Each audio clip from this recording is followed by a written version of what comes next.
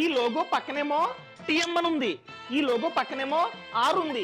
అసలు టిఎం అంటే ఏంటి, ఆర్ అంటే ఏంటి, ఈ రెండిటికి డిఫరెన్స్ ఏంటి? వీటిని ట్రేడ్ మార్క్ సింబల్స్ అంటారనమాట. నువ్వు ఒక బ్రాండ్ ని స్టార్ట్ చేసావు, ఖచ్చితంగా ఆ బ్రాండ్ కి లోగో కావాలి. సో మంచిగా యూనిక్ గా నువ్వైతే లోగోని డిజైన్ చేపించుకున్నావు. డిజైన్ చేపించుకోగానే నువ్వైతే ట్రేడ్ మార్క్ లైసెన్స్ కి అప్లై చేయాలి. సో అప్లై చేయగానే ప్రభుత్వం ఒక ఎక్నాలెడ్జ్మెంట్ లెటర్ ని మనకైతే ఇస్తుంది. ఆ లెటర్ రాగానే మన లోగో పక్కన టిఎం అని చెప్పి మనమైతే పెట్టుకోవాలి. టిఎం అని పెట్టుకోగానే మన లోగోకి లీగల్ ప్రొటెక్షన్ అయితే వస్తుందన్నమాట. ఇక్కడ టిఎం కి ఆర్ కి డిఫరెన్స్ ఏంటంటే, మనం ట్రేడ్ మార్క్ లైసెన్స్ కి అప్లై చేయగానే ప్రభుత్వం మన ప్రొఫైల్ ని అనగా మన అప్లికేషన్ ని పబ్లిక్ డొమైన్ లో పెడుతుంది. సో 18 to 24 మంత్స్ టైం ఇస్తుంది. 18 to 24 మంత్స్ లో ఎవ్వరు కూడా అబ్జెక్షన్ పెట్టకపోతే ఇంకా ట్రేడ్ మార్క్ లైసెన్స్ అన్నది వచ్చినట్లే. ఆ లైసెన్స్ రాగానే మనమైతే ఆర్ అని మార్చుకోవచ్చు. ఆర్ అంటే రిజిస్టర్డ్ ట్రేడ్ మార్క్.